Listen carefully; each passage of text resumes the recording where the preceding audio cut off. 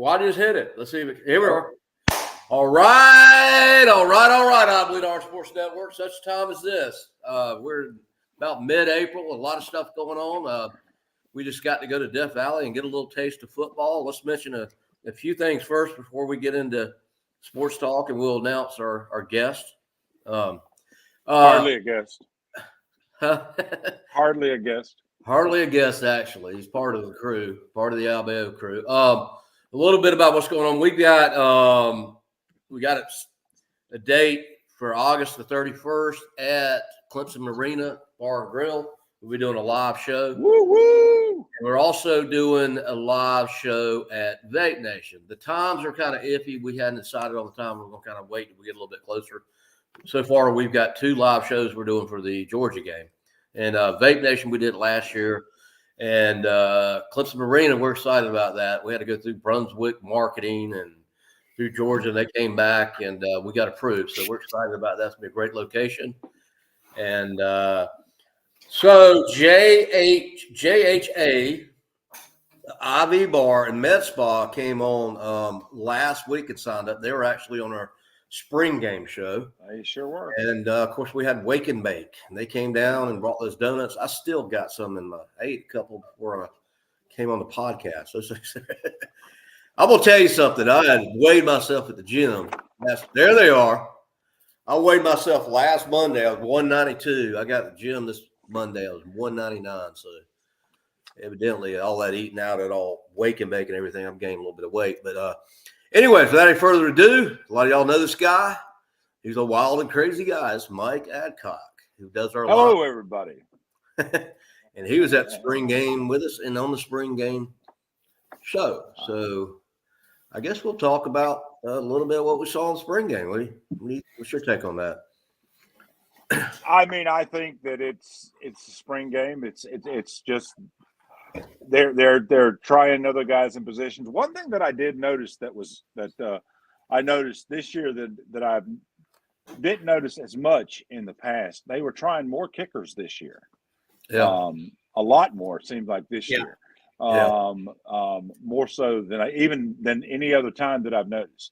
Where they'd give some guys 3 times to kick a ball before, and I guess it took the best of the 3. I don't know what they would do, but I noticed that a couple times they did that before kickoffs. And then obviously Pierman looked phenomenally good. So, he looked 14. He looked really good. Viziana got some play. Number 17, he got some play. And of course, Klubnik too. He looked okay. He could look better, but I'm not beating him up for that. I mean, there's a lot of things that we don't know. So, I'm not going to second guess the coach on that stuff. Well, good. Pierman had 1 try. No, I mean that's just not going to do. One thing that I think, and this is kind of like, after our live show right after the game, it's kind of like the knee-jerk reaction, if you will. Exactly. But now that, I've had a few days to kind of contemplate some stuff and think about some stuff, I actually have it recorded on TV. So I'm going to go back and rewatch it and, take another look at things from a outside looking in type situation versus at the game that day I was inside looking in, I will say this, we got to remember it's spring. It's spring. They had a spring camp, spring practice. Exactly. They're about to they're going to take break. They got the finals, all that good stuff. And then they're going to hit summer camp. Yeah. And that's when it's the grind. It's sweating hard, putting it in the work, that summer camp leading right up to that Georgia game in September. And that's where I think, as some say, men separated from the boys. Mm-hmm. So a lot of fans, especially in a lot of the Facebook and social media, the knee-jerk reaction was, yes, Pierman stood out, no doubt. No doubt. He definitely has what I think he has what it takes, but he looks so relaxed. He looked comfortable and relaxed. He just looked like I mean, absolutely. I think he was a professional. But he also just had that right there. What you said, Josh. he had no pressure. See, he didn't have the spotlight per se. Right. So everything for him was up, and Yeah. so and we don't know that. And another thing too, you got to remember these guys are playing touch football. If they touch him, he's down. Well, I said that Saturday. I said, how many sacks were really sacks?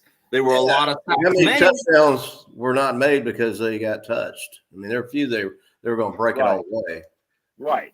But so, there's a couple of them. I mean, Viziano got one in the end zone that they were like, it was ankle touch. I'm not going to count that. Okay. So it's good to see a name come out that, a week ago, nobody was even talking about Pyramid. Sammy Brown looked great. Mike, me and you were talking about him last July, and we had that first original show. Absolutely. Absolutely. I said, y'all remember this name, Sammy Brown? And when they were, he was highly recruited. And absolutely. Go to Georgia in the last moment, he chose Clemson. And I started watching some of the highlights on him. I said, this dude is a freak of nature. He's like one of these 1 in a million. Lawrence Taylor, Brian Boswell, type guy. And athletic, fast. You watch some of his films. And the first play from line of scrimmage he made, I know it was a spring game. It wasn't a real game. His name was mentioned on the big screen. Sammy Brown. It was good to see not Brent. I'm so used to saying Brent Venables. It's good. It was good to see Venables back in the field. Missing him last year was, I think, a little key there. So now you got Sammy Brown, you got Brent Venables. I keep saying Brent Venables. It's a son. It's like rolls off the tongue. But yeah, it was good to see Venables back. It was good to see Antonio Williams back. Yeah. First looks in spring to see those two guys back was really, really good. It was. I agree. Wesco, the receiver. Yep. Wesco. Oh, dude, I was impressed with him. And they've been a lot of talk about him. He made a couple good catches, and they comparing him to like T. Higgins. Yeah, he's got about the same build. He's not. He's kind of skinny, but still he'll put on a little bit of muscle. But he reminds me a little bit of T. Higgins. Strecco was another name that stood out to me, and I kind of feel like, Maffa's going to be the number one back. Oh yeah, I can't see why he wouldn't be, but Phil Maffa will be the number one back. But who's the number two? And spring game told me Strecco. Right, and that's the thing that Clemson's going to have. They're going to have.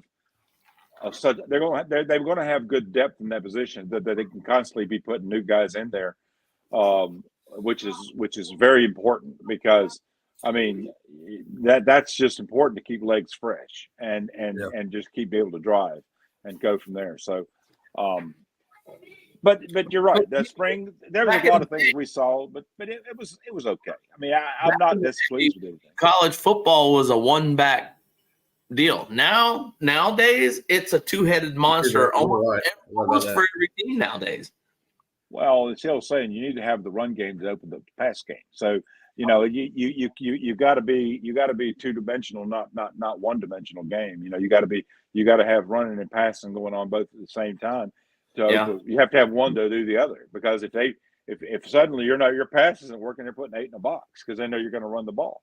So what are you going to do now? Now you're screwed and you can't do anything. So that's important that you have to be able to open it up, and that's really important right there. Our first game is going to be Georgia coming up. How do you think we're going to fare versus Georgia?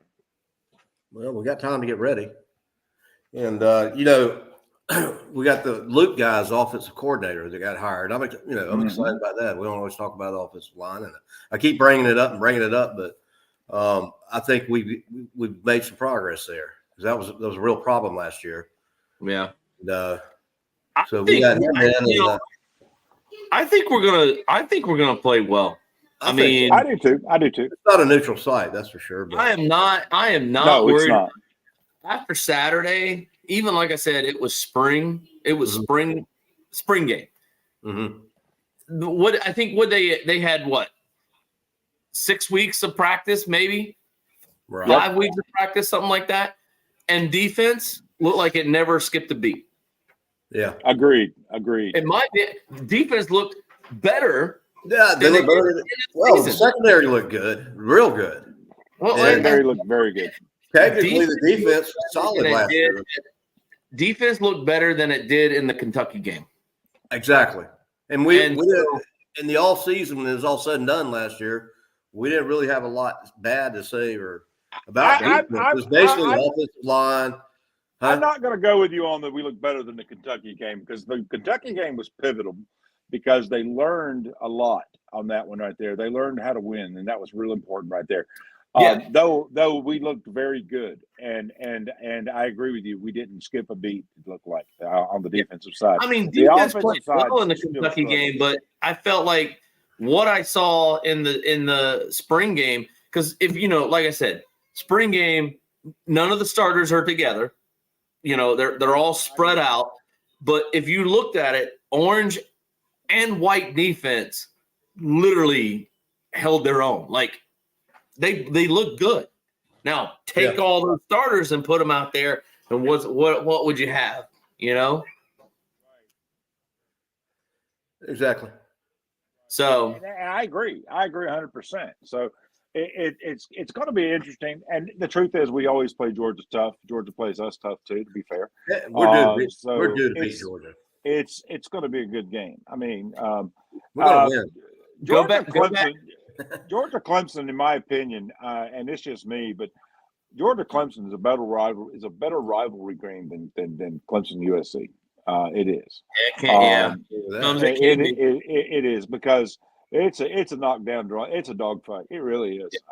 And it just is. And the truth is, you got two programs that really are just proud of their programs, and it just becomes a fight. It just becomes an absolute fight. Go back to the last time we played Georgia, first game of the season. DJ Uiagalelei was the quarterback. Yeah. And the score was a pick six away from a tie. Yes. Yep. Yeah, exactly. That was the deciding factor. Now, do you go with Dabo's excuse, which was the receiver ran the wrong route? DJ put it on the point, but the receiver was not in the right position? Maybe. At the same time, DJ probably should have seen that. But, again, pick six difference, and it was 3-3. DJ in that case, okay? Because I'm not bashing DJ, but I'm going to say no. I've been a DJ fan since he's been here. DJ, a quarterback has a. It's kind of like a fastball being pitched to a batter. A batter has about, just a split second, just a couple hundredths of a second is all he's got between releasing the ball and swinging.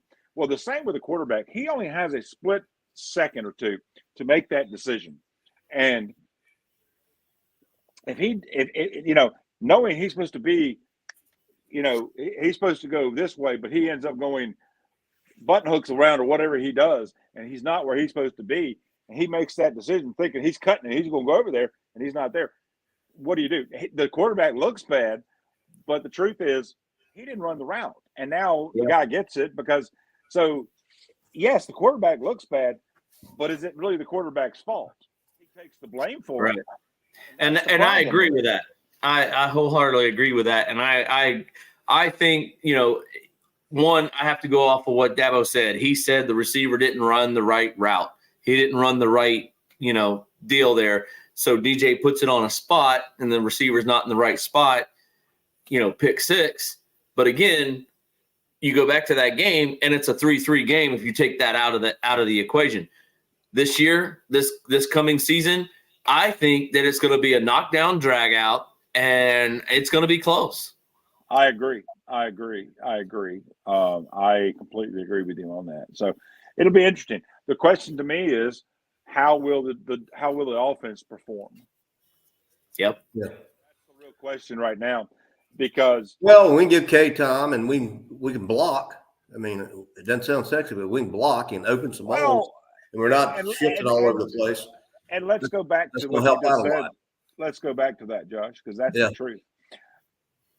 Many a times last year, the offensive line didn't give Cade the opportunity for him to set up properly, and he got rushed on so many times. Yeah, exactly. And yes, you can blame inexperience because inexperience came into it sometimes. But the truth is, he got rushed so much that all of a sudden he didn't know what to do, and that was a problem right there. And yes, linemen, just like anything, it takes a maturity factor you got to look at, and there's a lot of factors in that situation right there. So yeah, it's a growth thing. And so I agree with you. I agree. It's a situation. I think summer's going to have a lot to do with it. We're going to see. We're gonna see a lot of opportunities, and I'd be really curious to see what the portal scenario is going to do too. Yep. Yeah. Well, go back to the Georgia game with DJ. Sacked 7 times. Right. If you watch every game from that game on, DJ, if you watch him, he looked like I don't have any time. Oh, that Georgia game, he looked like a deer. Throw the ball like right away. He was. And he was making bad decisions. Yeah. And he was making bad decisions because 7 times sacked in one game against Georgia. That's a lot. And that affects the mind. Yeah. It does. I don't know about it. I'm as excited as I was when that got hired. I think what's the average for a quarterback in a pocket passing situation is 5 seconds? Yeah. No, is it even 5 seconds? To be honest with you, it's like 5 seconds might be on the high side. To be fair, that's on the high side. It's more like 3.9 4 but seconds. in DJ's mind from that season, it was like 2 seconds. So no, I mean, I feel a lot better this year, knowing what I know now, seeing what I saw last year, going into the season. I think we're sitting much better than we were last year. I mean, from Cade, more experience. Also Garrett Riley's back for a second year. He should be able to get the kinks out, learn a little bit about what happened last year, and I think he's going to be a little bit more comfortable running off. I will say that the play calling in the spring game looked a little bit better. Yeah. I think we showed some plays that were good. We didn't do a lot of screen plays like we normally do. No. But they were still there. I agree with you on that. I agree. I agree. Yeah. They were still there, but they operated a little bit better with those screen plays. Because there was one screen play that went for like 10, 15 yards. Yeah, I'm really curious to see what our offensive coordinator does, how he develops himself. We had a lot of young coaches that are being developed. They're now in their second year. So I'll be curious to see a lot of that situation right there developing too. Because remember, Dabo, not only is he developing a team, he's now developing a new staff. And so there's a lot of factors involved in that stuff right there. Remember, he's the CEO of the team. He's developing both offensive and defensive side. He's having to he had 6 coaches he had to fill those slots into or more. And so and these guys are now second-year coaches now. They're not first year, but they're second-year coaches. So they got a little experience under their belt. And that's a lot. You got to realize everything that's going into this stuff. And I'm trying to give them some slack. I mean, the truth is, Dabo's done a phenomenally good job, and I don't think he's done yet. I think he's got a lot of opportunity. And there's a lot of people that truly do back Dabo with everything. So he took a lot of criticism with sticking with promoting within, and he promoted Streeter to offensive coordinator, and he gave him a good season, whatever, and it just wasn't working. So he made the hard decision. Let him go. Hired. What's his name now? His name just went out of my head. I know who you're talking about. I can't think of it. Right, he hires Garrett Riley. Garrett Riley, yeah. One season with Garrett Riley, of course, fans are like, "What's going on?" And me personally, like I look at everything on the game. I don't look at out here. Offensive line was a huge issue last year. Mm-hmm. I think we corrected huge issue from the year before that. Well, remember that he also got rid of the offensive line coach and hired a new one. That's where I was going. Yeah, Luke and also got some good recruits. That's the offensive line coach. But what I like though is who he brought in. Yeah, Luke. Correct. Exactly. And he's already making strides. Yeah, He is absolutely. and I'm excited to see and then he brought in Levon Kirkland. Yeah, the Mike Williams and the T. Higgins and the big guy, the big play guy hadn't been there, and I think with Wesco, and we got Tyler Brown from Greenville. He's pretty solid. He was a true freshman last year, but I'd like to see them to take some big shots like they used to, Wesco, and jazz it up a little bit longer passes, and let's have some of those breakaway things. Well, it was getting kind of predictable the first couple games last year. I think we need to jazz it up a little bit. It was getting predictable 8 games in the season, to be fair to you. Yeah. It was getting very predictable. Yeah, I agree. Yeah. And like I said, TCU. Garrett Riley and his play calling last year, he had to think about, okay, what can the offensive line protect with? Little short passes. That was about all he could get them. And if you notice, almost every game, every play was like about a 10 to 15 yard short pass or a little bubble screen pass or something of that nature. And I think that was only because the offensive line, that was about the only time that they could give them. Yeah. Yes, and I agree with that. I think that's a lot to do with it right there. And that also goes down to, I think you're going to see a big, hopefully this year, but if not this year, within the next year or two, you're going to see the offensive line is going to be the big focus. I think that's without a doubt. You're going to see huge things on that side of things. New offensive line coach already made a big difference. Right. The offensive line is where the battle is, and you got to win that line, bottom line, and so. Obviously, you're not going to win them all, but let's face it, we're going to have to win more than we lose, and that's how the game's going to be. So I'm not worried about defense. I think defense looks phenomenally good. Oh, defense looked amazing, and I think we got the factor with Sammy Brown, the alpha male. I mean, we're talking about that. Was out there. Was out there. Venables was out there. Yeah, I mean, we're missing the Ben Boulware, the Christian Wilkins. Now we got Sammy Brown.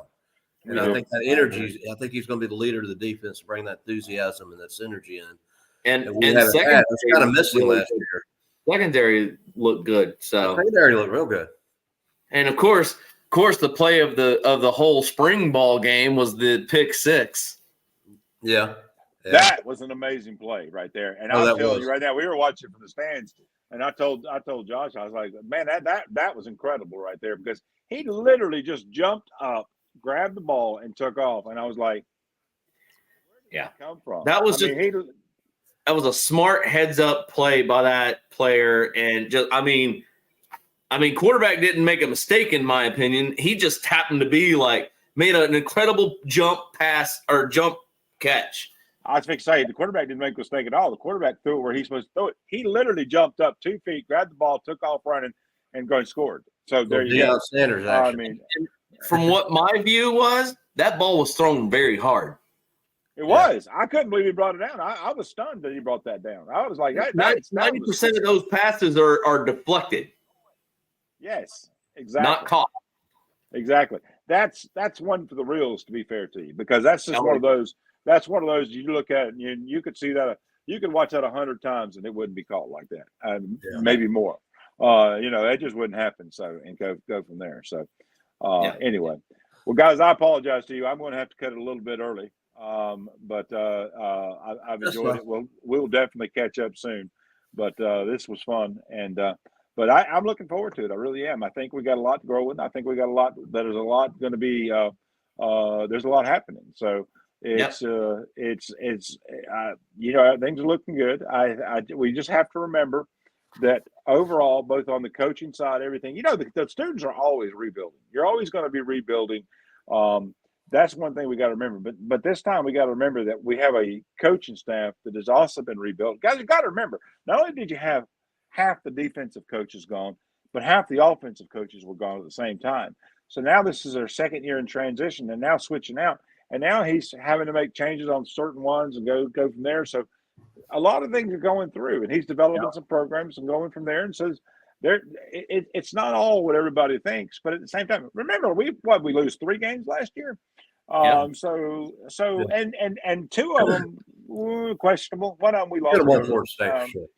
Yeah, but we didn't. So you know what? It is what it is. And And I'm not going to knock away from Florida State. Florida State finished 13-0, and they lost to Georgia. But at that point, they were disenfranchised, and I'm not going to beat them up.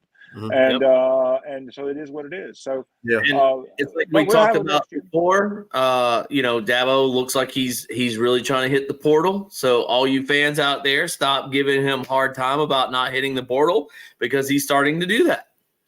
Yeah, I knew I had a feeling he would do that anyway. I figured that Dabo would give plenty of time for him to just wait and see what happens, and then just go from there. So, and that's what he's doing. So I'm looking forward to it. Anyway, guys, all right, just before you get off, yeah, you got 3 minutes, 2 minutes. I got about a minute and a half. Minute and a half. All right, so we're going to be at the baseball game, right? Friday. Absolutely. Yeah, so come out and see us. I know Bethany's going to be in town. I haven't met her. She's been doing a great job with I Bleed Ours Facebook page.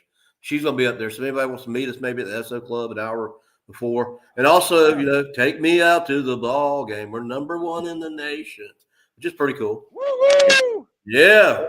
Just a little update. Women's softball's up 3-0 on them lamecocks. Yeah. Any sport, any gender or whatever, it's good to beat the Gamecocks. Yeah. I'm sorry you brought that one up, and I'm going to mention that. Can you believe the coach said what you said there? Do what? What the head coach for the Gamecocks said? I'm sorry. In my opinion, the reporter shouldn't be asking questions like that right before a championship game.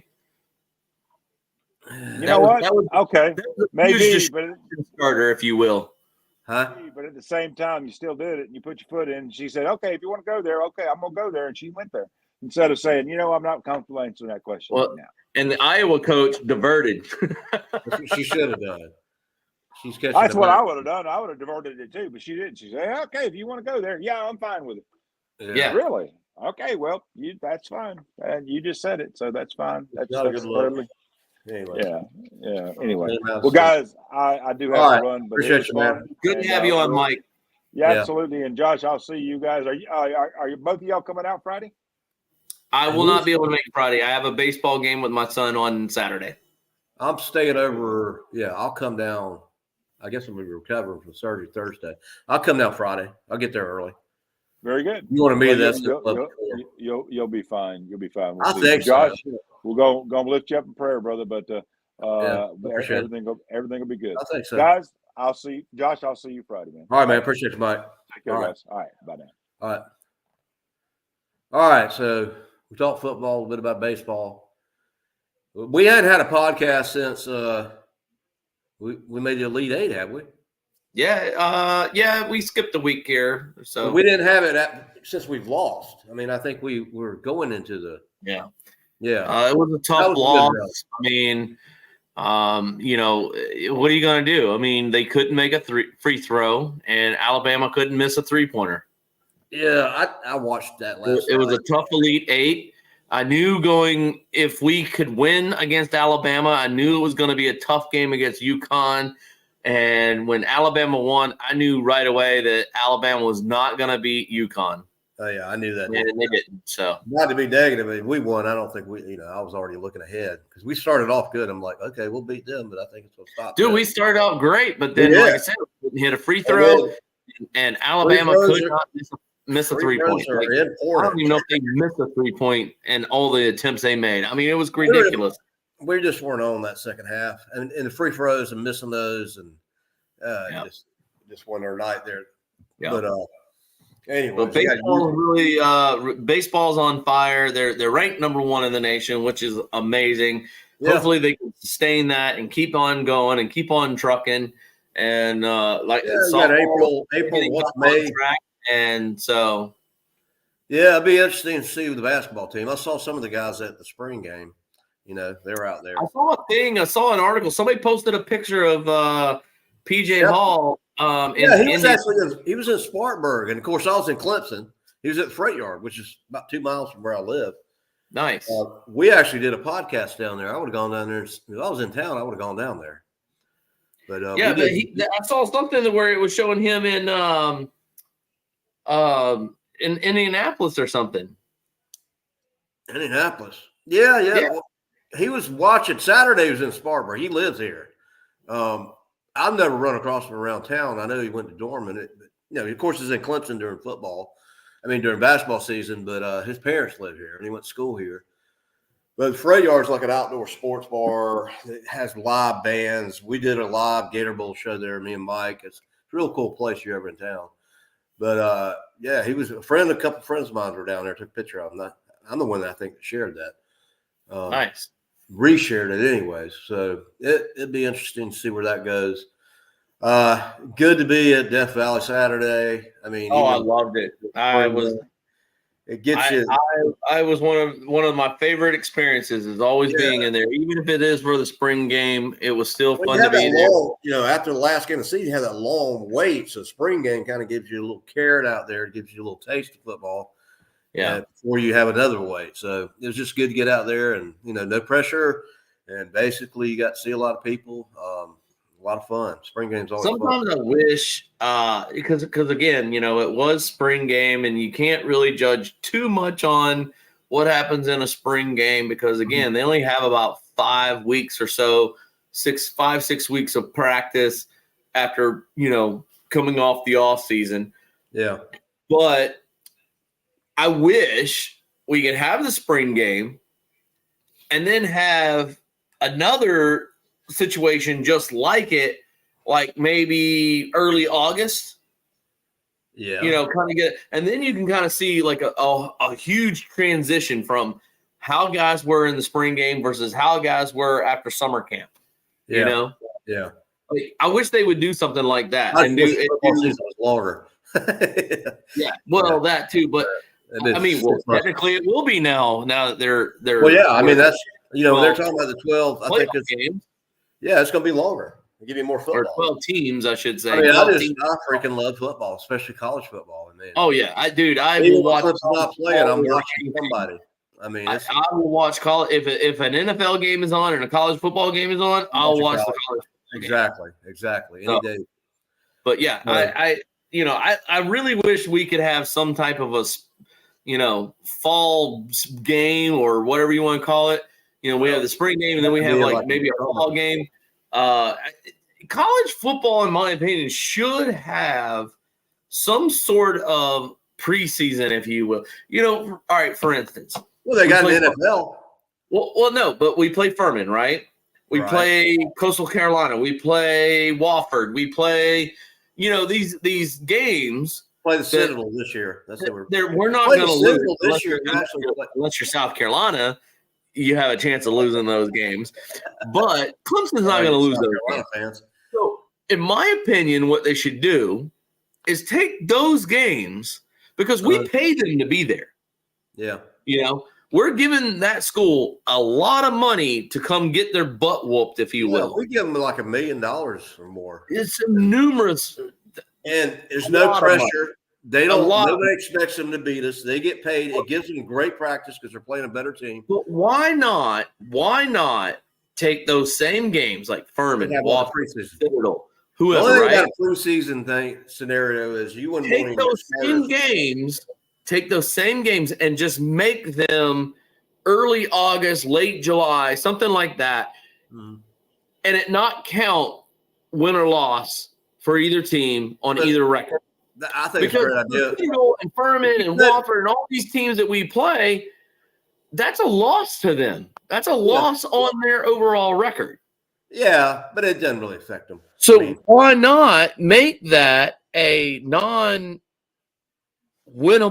losable game and make it a preseason game? Still pay them a lot of money to come. The only thing you got to watch out for in that is if you wouldn't want. It's just like NFL. You're not going to see the starting quarterback come out and play the game. You don't want to. You got to be careful. But you get what I'm trying to say. I get what you're trying to say. If we play them week 2 or week 1 or week 5 in our schedule, it goes down as a win or loss for either team. Yeah. So they know that they're coming in to lose. Well, now for them, they know that they may have a chance to be Appalachian and come in and take down a big dog. Okay. But at the same time, I feel like make that a preseason game. Make it to where we're going to still give them the money, but make it to where it doesn't count as a win-loss And you can maybe kind of maybe do it as like spring game rules where, if you touch the quarterback, it's not a sack, or it's a sack, but you're not tackling the quarterback, something like that, and give it a real true preseason, because summer camp, that's when they need to, you know what I'm saying? Yeah. Really see where the players are. Yeah. Let's look at the schedule here. Now that they don't have any times announced, I'm pretty sure that Georgia game could be wrong, but I guarantee it's going to be a night game. So we got Georgia, big game, starting off. Appalachian State at Clemson. Appalachian State is pretty decent. They have some decent seasons. Sometimes, it depends on what year it is. Then we got NC State. After that, coming to Clemson. Stanford. Thank God we're not going to California. Yeah. Which I don't agree with all this West Coast ACC stuff. Well, where was the Pac-12 going to go? Huh? The Pac-12. There were so many Pac-12 teams out there that just didn't. So I didn't watch a lot of Stanford they didn't look that good. We shouldn't have a problem with them. I shouldn't think so. All right, so then we travel down to Tallahassee and play in DJ. Next game to be October the 5th. It'll be kind of funny if he ends up being the starter, but I don't know why he left Oregon. Is that guy back, their quarterback? What's his name? No, he let Travis something. Travis, yeah, he was good. Yeah, he was really good, but unfortunately, his injury. Yeah, but no, if I understand it correctly, he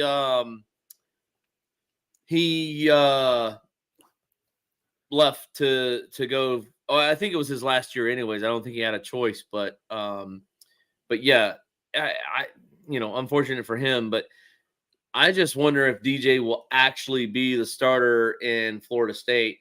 But going back to that, I'm just shocked that he left Oregon State. He did so well there. It just seems like DJ. Why transfer from Oregon State? I don't know. It seems like he's playing it seems like he's been playing 10 years now, but it's got to be his last year. Well, it's almost like he was like, oh, let me go to Oregon State. Okay, we got close to being up there and we lost. Now, all right, well, who else is out there that's competing that needs a quarterback? Florida State went 13-0 and they need a quarterback, so I'm going to go there. It's like he's ring chasing almost. Yeah. I'm not even going to comment on that, but so Travis is gone, right? So who's the other quarterback he's got to beat out? The backup? Well, okay, I take that back. So the guy Travis was the starting quarterback. He gets hurt. Then the backup comes in. Played against Georgia, gets hurt. Right? He gets hurt. Still hurt. Then the third string backup comes in, and right before the bowl game, he's out because they basically told him that he's not going to be the quarterback going next year, that it's going to be the backup that got hurt.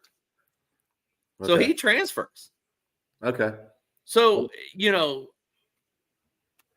Florida State ended up being like a little bit of a, for lack of better words, and, sorry, cover your ears, young guys, but it was a shit show last year. Yeah, well, the bowl game was. They played Georgia. I'm saying is you had your third string quarterback. They don't get a Final Four bid.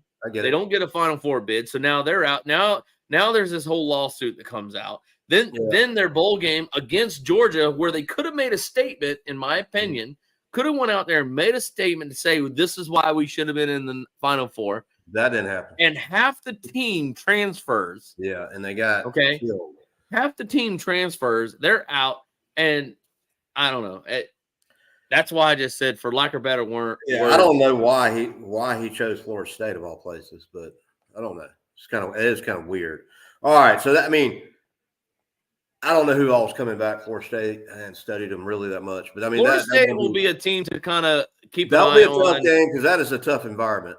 Yeah. Well, like I said, Florida State will be a team to kind of keep an eye on in the early season to see, what's going to happen. What are they going to do? Because again, a lot of people hit the transfer portal right before the bowl game. Yeah. Or all right, so we got Georgia. They either opted out or hit the portal. Yeah.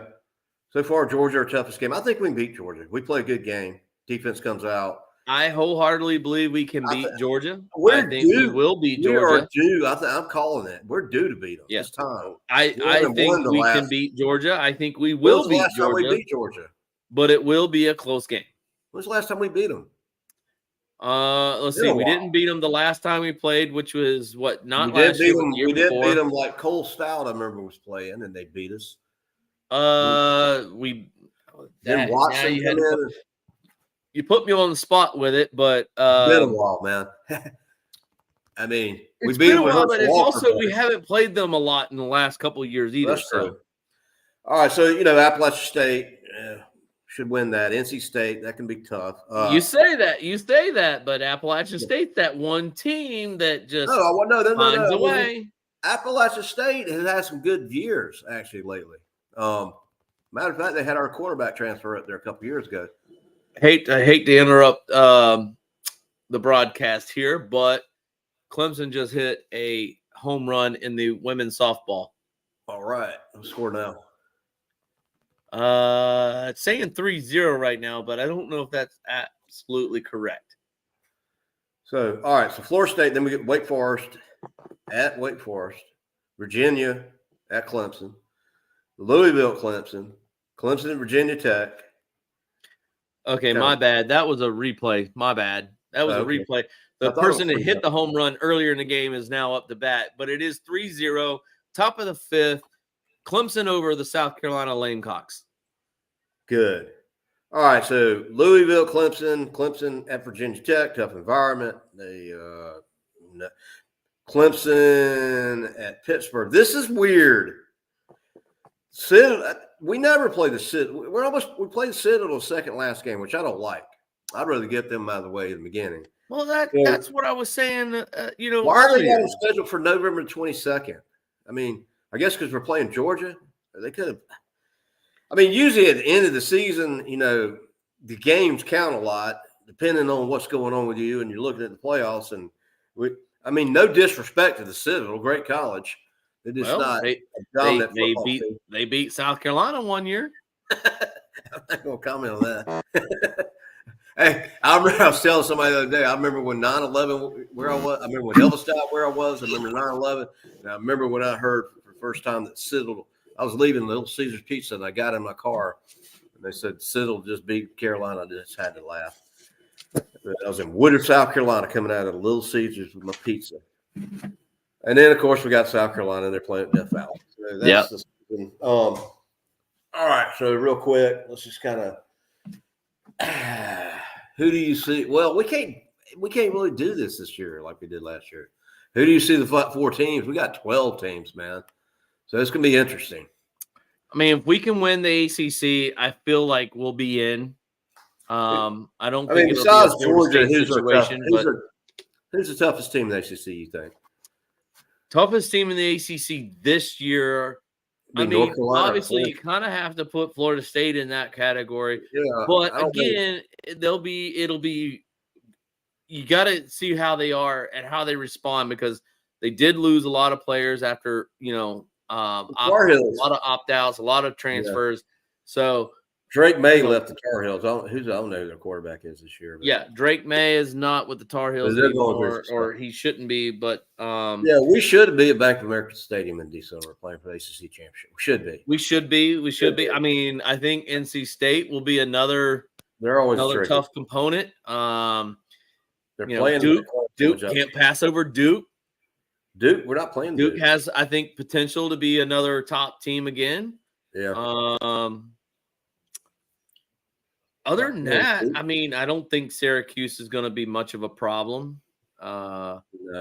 But, hey. Louisville haven't been too good lately. What's going to happen with these Pac-12 teams? I should say former Pac-12 teams. The only one what do they bring? What are they going to bring to the table? Well, Stanford's had good teams. Stanford didn't look that good last year. Now, we don't play UCLA, and what's the other one? No, not TCU. The SMU. They what are they? 500. But they weren't in Pac-12 before, so that's a weird one. Well, they would have won a national championship. They didn't get that scandal. Yep. They had, what was that running back? They called it the train. It was the SMU train. It was, before then, this is way back in like the 80s. He was a beast. He played in the NFL. You remember they had a lot, but they had a real good team then. So I don't know. Everybody's talking about ACC and Clemson and FSU, and it could happen sooner. But I think that we're not going to see anything for about 2 years. This is a long drawn out process, court system. Somebody's like, "Is Clemson out of the ACC?" And I'm like, "Well, no, not yet. Not yet. They haven't been to court yet. You got to have yet. a preliminary hearing. Probably settle something out of court. Probably we'll see in 2025 or 2026 as to what happens with that. So yeah, it ain't gonna happen this year. Probably not gonna happen next year. Probably the following year if something happens. It may happen next year, but they're playing in the ACC this year. Yeah. So I don't know. We'll have to see. That grant of rights thing. When I first started studying that thing, looking at it, hearing about it, it gave me a bad taste in my mouth. I don't think anybody should have signed that thing. I mean, what was it, 30 years or 25 years? Signing your life away, like they want to have control over you, should have some kind of out. Like that. So now, hopefully, I think a lot of people are thinking like, okay, well, Clemson's doing the ACC for, was it called grant of rights or something like that. Yeah. Does that mean that Clemson's leaving the ACC? Well, that's what everybody thinks. I don't necessarily think that that's what it means. I think it's just basically saying Clemson wants to say, hey, ACC, we want to change the way things are, and we want to make this conference a better conference. And I think they're trying to in a sense, make it legally where they could leave if they really wanted to without a horrendous penalty. But I don't know. I'm starting. I've never heard anything like that. Maybe Clemson doesn't really want to leave the ACC. I can't believe they all sat down and signed that with 30 years. It's just like, well, and I think that's why. I think that's why I'm Maryland get out, right? Maryland didn't sign it, and they just got out. 30 years ago, they make this deal, right? And then it's a long time. I mean, 10 years max, but 30 years to sign. And that's what I'm saying. I don't know if Clemson will really leave the ACC. I think it's just a ploy to say, hey, we could leave if we wanted to make things better. But then the ACC goes and makes this deal with the college playoff committee or whatever, where SEC and Big Ten gets this huge portion of the pie, and everybody else gets this other portion of the pie. Mm-hmm. And I think that's what was the tipping point was, all right, Clemson, Florida State, we're going to sue now because this is not right. You're going to sign a deal that says that the SEC and the Big Ten can get a bigger portion of the college football playoff pie revenue. And we're not getting nothing when we're your prime team of the ACC. Florida State's the prime team of the SEC. The ACC. And then you got North Carolina and Duke who's starting to creep up there and North Carolina State's another one that's starting to kind of creep up as being a prominent member of the conference. All of those teams was in bowl games last year. Hell, ACC had, I think, more teams in bowl games last year than most of the conferences. Well, in basketball, look, Alabama got in there, but there for a while when we were in the Elite Eight, it was almost 50-50, ACC and whoever. Well, you had North Carolina State, you had Clemson in the Elite Eight, and you had Duke in the Elite Eight. North Carolina State, Clemson. All. You had Duke, North Carolina State, and Clemson all in the Elite Eight. Other than that, you had UConn, you had Tennessee, you had Alabama. Yeah, ACC's always been pretty strong basketball. I Purdue, Purdue. If it did happen, in my opinion, I don't like the big. If we're going to go anywhere, I want to go to the SEC. The Big Ten to me doesn't make any sense. But and that brings me back to my point. Does Clemson want to leave the ACC? I don't think they do, because their only option is either go to Big Ten or SEC, and I don't know if Clemson really wants to go to either one of those. Definitely don't want to go Because to think about the travel point. Why do you want to go up to freaking Michigan and play in Ohio Well, but that's what I'm State saying. Think about the travel games. Yeah. Where they're having to go for Well, I travel. mean, this is the SEC. We're playing Alabama. We're playing Georgia. We're playing. You got a lot more local teams in the SEC, but you'll be going to Texas. Well, You'll be true. going to Arkansas. You'll be going to Louisiana, Alabama, and Georgia and Florida is a lot closer. Well, the bottom line is, unless they're going to get. But if you go Big Ten, Big Ten. Look at where you're traveling: Nebraska. Yeah. Now California. I don't know who out there on the West Coast said, "Hey, it's a good idea to join the ACC." Well, I'm still yeah, trying. I'd like to hear that conversation. I don't understand why and what the deal was and why the Pac-12 dissolved like it did. I mean, the Pac-12 should have stayed together as a conference. I mean, USC and I'm gonna go to Oregon and whoever else. It's off. I mean, kind of out of my mind right now, but all these teams that just left to go to the Big Ten and then others left to go, Big 12, whatever you want to call it. If any of those teams would have merged with anybody, the Pac-12 and the Big 12 would have been the bigger option. But Big 10, I don't know. But now you got these teams coming into the ACC, and it's like, well, it's called the Atlantic Coast Conference. Mm-hmm. So what are you going to do now? You going to change the name of the conference? Because it's not Atlantic Coast Conference anymore. No. It's the Atlantic West Coast Conference.